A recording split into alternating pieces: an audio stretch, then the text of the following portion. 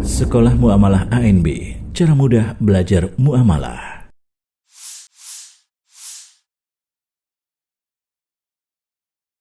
Bismillahirrahmanirrahim. Alhamdulillah wassalatu wassalamu ala Rasulillah wala haula wala quwata illa billah. Amma ba'd, pembahasan kita pada sesi kali ini yaitu kita akan membahas tentang hak khiyar, kemudian hakikatnya itu apa, lalu jenisnya seperti apa. Nah, Nabi SAW itu bersabda, al-bayyi'ani bil khiyar malam yatafarraqa fa in sadaqa wa bayyana burika lahuma fi bai'ihima. Kata Rasul, penjual dan pembeli itu mereka punya hak yang namanya khiyar ketika mereka melakukan jual beli dan mereka belum berpisah.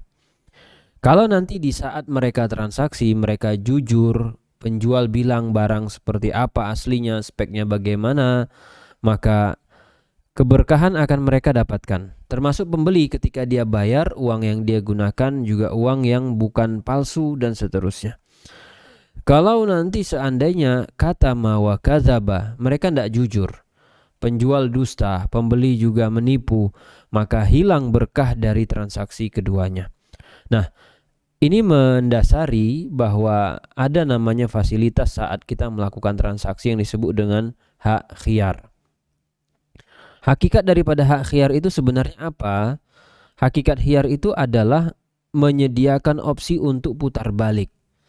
Jadi kita perlu catat yang namanya akad jual beli itu termasuk akad yang lazim, akad yang mengikat. Jadi kalau dia sudah terjadi ikatan, akad ini tidak bisa dibatalkan secara sepihak. Nah, fungsi khiyar itu adalah menghadirkan opsi putar balik. Jadi kalau kita boleh ibaratkan, akad jual beli itu harusnya dia hanya lanjut. Karena dia lazim, dia sudah mengikat. Keberadaan khiyar itu menghadirkan opsi putar balik. Ini titik di mana kita belum akad di sini, belum akad. Harusnya pasca akad itu dia mengikat. Tapi karena ada khiyar, kita bisa putar balik sampai kembali ke titik ini, seakan tidak ada akad sama sekali. Jadi hakikat khiyar itu adalah menghadirkan opsi putar balik itu. Sehingga ketika seseorang memiliki khiyar, dia akan punya pilihan dua, yaitu lanjut atau kembali. Kalau tidak ada khiyar, pilihannya cuma satu, ya sudah, dia hanya bisa lanjut saja. Dia tidak ada kesempatan untuk kembali. Sehingga di dalam muamalah itu, kalau kita melakukan jual beli, alasan putar baliknya itu ada yang sifatnya syar'i, ada yang sifatnya karena kesepakatan. Kalau yang syar'i itu berarti memang syariat menetapkan. Walaupun mungkin penjual dan pembeli nggak ada buat deal-dealan. Contohnya apa? Ada namanya khiyar majelis, ada namanya hak khiyar karena barangnya cacat, karena kita ditipu. Sehingga kalau kita beli sesuatu, barang yang kita terima ternyata cacat, maka walaupun belum ada kesepakatan, kita bisa datang ke penjual dan komplain. Kembalikan uang saya atau ganti barang yang saya beli karena ini barangnya cacat. Nah, kalau kita lihat kedudukan khiyar di dalam akad, dia sebagai pelengkap. Jadi dia mungkin tidak masuk dalam rukun, tidak masuk dalam syarat sah jual beli. Dia adalah fasilitas tambahan yang ini bisa dihadirkan, atau kalau kita tidak menginginkan kehadirannya kita bisa hilangkan. Ya, kita nggak mau ada hak khiyar ini, maka silakan. Atau kita butuh khiyar, maka boleh ditambahkan. Ini berlaku pada akad yang lazim. Ingat, khiyar itu biasanya berlaku pada akad yang lazim. Karena ada namanya akad yang jaiz. Akad jaiz itu artinya adalah akad yang bisa batal sepihak. Contohnya adalah titipan misalnya. A nitip ke B. Kapan A boleh batalkan titipan itu? Kapanpun, gitu ya. Jadi awalnya misalkan si A bilang, B saya nitip sebulan ya. Misalnya motor, saya mau pulang kampung. Tapi baru 1 pekan tiba-tiba A bilang sama B, saya nggak jadi nitip deh sampai 1 bulan. Saya ambil ya motornya. Boleh? Boleh. Beda dengan jual beli. Ketika kita sudah beli barang, kita sudah akad, nggak bisa kita secara sepihak mengatakan saya nggak jadi beli atau saya nggak jadi jual. Makanya kehadiran opsi putar balik berlaku pada akad yang lazim. Jadi ketika dia mengikat dua pihak, maka harus lanjut mestinya. Nggak boleh ada yang membatalkan secara sepihak. Tapi kalau ada khiyar dia boleh putar balik karena ada opsi tersebut. Ya. Apa bedanya khiyar dengan iqalah? Iqalah itu dia tidak ada sebab. Jadi misalnya nih A sama B melakukan akad. Mereka nggak ada deal-dealan, nggak ada kesepakatan nanti bisa membatalkan barang normal dan seterusnya. Lalu pembeli minta dibatalkan. Nah kalau iqalah itu sifatnya pembatalan dan hukumnya sunnah. Artinya sunnah, si penjual kalau ada pembeli datang, Pak tadi saya beli HP, boleh nggak saya kembalikan? Boleh nggak saya batalin jual belinya? Nah penjual tidak wajib nerima. Kalau dia nerima maka dia dapat pahala. Tapi kalau penjual keberatan dengan mengatakan mohon maaf kita tidak bisa, karena barangnya normal, nggak ada masalah. Kalau cacat ya barangnya kita ganti. Nah itu iqalah. Tapi kalau khiyar itu pasti ada sebab dan hukumnya wajib. Jadi kalau ada yang memiliki hak khiyar, ya dia berhak menuntut. Saya nggak jadi lanjut akadnya, barang kamu cacat. Saya nggak jadi lanjut karena misalnya saya ditipu ketika transaksi.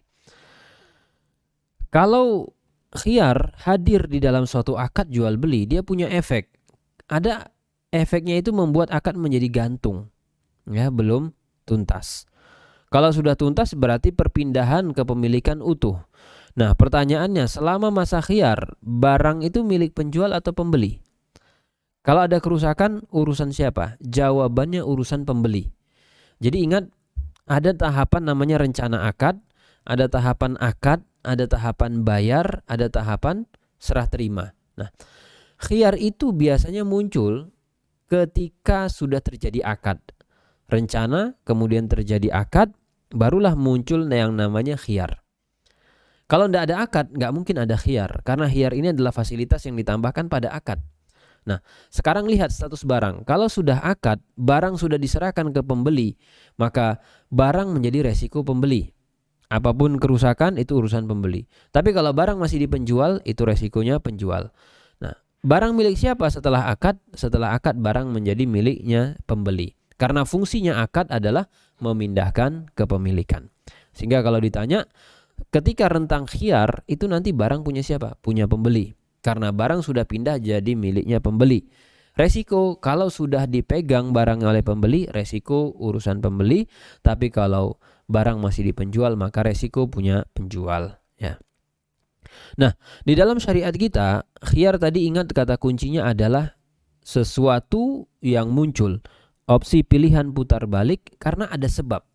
Nah, pasti ada sebabnya. Sebab karena syariat atau bisa juga sebab karena kesepakatan. Secara umum, khiyar itu sebabnya ada 5, walaupun mungkin bisa saja nanti kalau kita baca dalam kitab-kitab fikih ada yang menambahkan 8 dan seterusnya. Tapi yang umumnya muncul itu ada 5, yaitu ada namanya khiyar majelis, ada khiyar syarat, khiyar aib, khiyar ghaban, khiyar tadlis. Khiyar majelis artinya khiyar yang muncul karena mereka masih di satu majelis, ya, mereka di tempat akad. Khiyar syarat itu karena adanya kesepakatan. Saya mau beli barang ini, saya coba 7 hari, nanti kalau cocok saya lanjut, kalau tidak cocok saya batalkan. Jadi mereka buat kesepakatan, buat deal-dealan. Ada namanya khiyar aib, itu karena barang cacat. Pembeli punya hak mengcancel, minta ganti, tidak jadi lanjut kalau barangnya cacat. Ada khiyar ghaban karena pembodohan, khiyar tadlis karena penipuan.